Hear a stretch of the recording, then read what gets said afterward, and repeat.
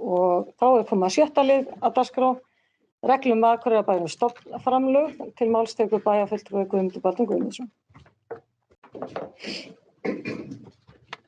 Forseti, ágætu bæjarfulltrúar, hér eru teknir fyrir reglur Akureyrarbæjar stofnframlög. Þetta var á dagskrá bæjarráðs 7. apríl síðastliðinn, en hafði áður komið fyrir bæjarráðs 17. mars þar sem að fram hefur komið athugasemdir reglurnar og svona þessa framkvæmd sem að við erum með á þeim í kerfinu hjá okkur. Mér þótti ástæða til að taka þetta inn í bæjarráð til þess að fá umræðu þetta og bæjarráð fól fjársýslustjóra að sjá að koma með tillögur að breyttu reglur fyrir dagskrá bæjarráðs 7. apríl sem hann nú gerði. Hins vegar urðu breytingarnar ekki eins miklar eins og maður kannski hélt í upphafi vegna þess að þær urðu bara í mestu leyti orðalagsbreytingar. Það sem að hins vegar eftir þessa yfirferð mikilvægt að það sé farið eftir þessum reglum. Fram til þessa hefur þetta verið þannig að við tókum þessar reglur í gildi 2017 ef ég man rétt upphaflega og það var í kjölfar þessa 2016 og það var í kjölfar þess að settar voru fram þessi stofnframlög og þar átti Akureyrarbær í rauninni að koma með mótframlag á móti ríkinu til óhagnaðardrifinna leigufélaga og Akureyrarbær átti að koma með 12% framlag í þeim efnum. Og það hefur sem sagt við settum þessar reglur á þeim tíma. Hins vegar hefur lítið verið farið eftir þeim nákvæmlega vegna þess að þetta var miklu minna heldur við reiknuðum með. Það var Bjarg íbúðafélag sýndi þessu fljótlega áhuga, kom á málið við okkur, gerði samning við okkur 75 íbúðir, fór síðan í það að byggja í Hagahverfinu 31 íbúð og á þar að leiðandi eftir 44 íbúðir í þessum samkomulagi sem gert var á sínum tíma. Spurningin hins vegar hversu langt, hvernig við horfum á það samkomulag. Eins og að Brynja hússjóður, þeir hafa verið að nýta sér þetta en mér minnir að þeir hafi fengið vilyrði fyrir 10, eru búnir að fá 4 eða 6, svo sem þeir eiga inni líka þarna loforð stofnframlög. En það sem mikilvægast í rauninni, það er þessar reglur sem núna til staðar stofnframlög, að þau þurfa að tala saman við aðra hluti hjá okkur. Meðal annars húsnæðisáætlun, hvernig bara staðan á húsnæðismarkaði, skipulagið þarf að tala saman við þessa áætlun og síðast en ekki síst fjárhagsáætlun. Þannig að ég held að sé brýnt að við erum að samþykkja þessa reglu núna með þessum litlu orðalagsbreytingu sem bara meðal annars vegna breytinga á lögum og heiti bæjarins sem áður var og heiti Akureyrarbær. En hins vegar eru þarna mjög ítarlegar reglurnar hvernig staðið skuli að þessu og það akkúrat í rauninni þetta samspil í húsnæðisáætlun og framkvæmdaáætlun og skipulag. Þetta allt saman þarf að tala saman þegar við höldum áfram. Og þess vegna tel ég mikilvægt í rauninni að þegar við erum að fara að skipuleggja, til að mynda ef við erum núna að skipuleggja Móahverfið, þar þarf að gera ráð fyrir því að verði íbúðum sem að geti nýtt sér þessi stofnframlög, það að segja fyrir leigufélög með óhagnaðardrifin leigufélög sem að sækjast á í stofnframlögin. Sama tíma þurfum við þá líka að láta það tala saman í húsnæðisáætlunar okkar og að gera ráð fyrir því í fjárhagsáætlun og þá strax fyrir árið 2023. Þannig ég beini þessu til þeirra sem að koma til með að taka hér við í bæjarstjórn að loknum kosningum að þeirra verður fara að vinna fjárhagsáætlun að taka þá upp þetta plagg stofnframlög og vinna samkvæmt því og vonandi verður það til þess að við sjáum hér á næstu árum byggjast upp akkurat svona meira af þessu tagi.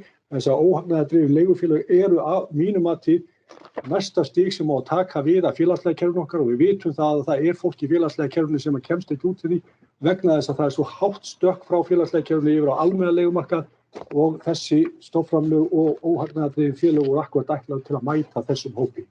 En þetta lagt ég fram til samþykktar. Takk. Það bæjarfulltrúi Guðmundur Baldvin Guðmundsson. Lokið máls næsta til máls bæjarfulltrúi Sunna Hlín Jóhannesdóttir.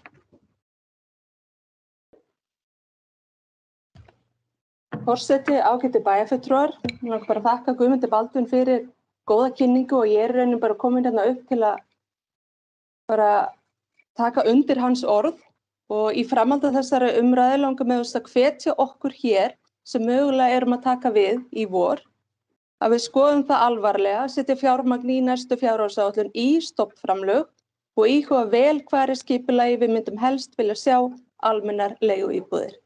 Samkvæmt húsnæðisáætlun 2022 voru 82 einstaklingar árið 2021 á biðlista fyrir almennar leiguíbúðir fyrir tekju- og eignalága hjá bænum. Mér finnst það bara frekar há tala. Það hlýtur að vera keppikefli fyrir okkur að koma þessum einstaklingum í öruggt húsnæði og hagstæðara fyrir bæinn til lengri tíma litið að almenn leigufélög sinni þessari þjónustu að einhverju leyti. Eins vildi ég skoða það í leiðinni hvernig við sem sveitarfélag getum hlutast til þess að hér verði byggðar fleiri íbúðir sem henta innan ramma hlutdeildarlána. Skilmálar þessara lána hafa hvorki fylgt fasteigna né byggingavísitölu og þar með eru forsendur þessara lána brostnar að mestu á höfuðborgarsvæðinu, en áhugavert að velta því fyrir sér hvort að það sé sóknartækifæri fyrir okkur. Ég geri mig grein fyrir að fasteignaverð hefur einnig hækkað mikið hér og aðföng sömuleiðis, en ég vil samt skoða það að gera einhvers konar samninga við byggingaverktaka eða setja skilmála í úthlutun á lóðum að þessi leið verði farin í auknum mæli. Og þá legg ég bara til að reglur úthlutun lóða verði endurskoðar á næsta kjörtímabili. Sem dæmi í skilmálum hlutdeildarlána þá má 2 herbergja íbúð sem að lágmarki 60 fermetra kosta 39 milljónir á Akureyri. Ég lagðist í aðeins rannsóknarvinnu á fasteignavefnum og sé ekki af hverju þetta ætti ekki að vera hægt hér. Ég held að þetta sé gerlegt þegar markaðurinn hefur róast, en það sem mögulega hindrar byggingaverktaka í að byggja undir þessu skilmálum er að þetta þýðir aðeins meira bras og salan geti tekið lengri tíma því allt þarf þetta að fara í gegnum húsnæðis- og mannvirkjastofnun og tekur alltaf ákveðinn tíma.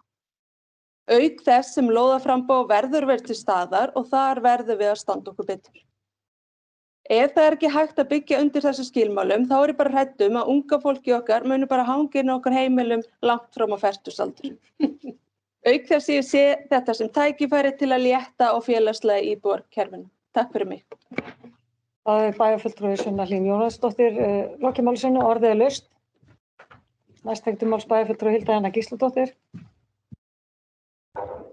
Forseti, ágætu bæjarfulltrúar, ég vil koma bara upp og taka undir þessi sjónarmið hjá bæjarfulltrúi Sunnu Hlín. Ég held að sé mikilvægt að við skoðum okkar svona heildstæðu nálgun á það hvernig kerfið okkar er almennt og að það séu í raun alltaf í boði allar tegundir íbúða og húsnæði sem að ýmsir hópar með fjölþætta bakgrunn þurfa á að halda.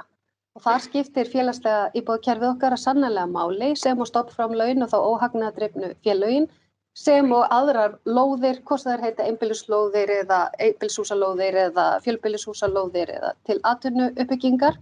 Við þurfum einmitt að skoða þetta allt í heildarsamhengi og taka mið af þörfinni. Að uppfylla þarfir samfélagsins er kannski stærsta hlutverk okkar. Þannig að ég bara fagna þessari umræðu mjög og ég held einmitt að það þurfi að vera miklu markvissari í því að greina stöðuna og leiðir til þess að ná þeim árangri sem að við sannarlega viljum og hugum einmitt ekki aðeins að forréttindahópum heldur öllum hópum samfélagsins. Það er bæjarfulltrúi Hilda Jana Gísladóttir, lokið máli sínu, næst máls bæjarfulltrúi Andri Teitsson.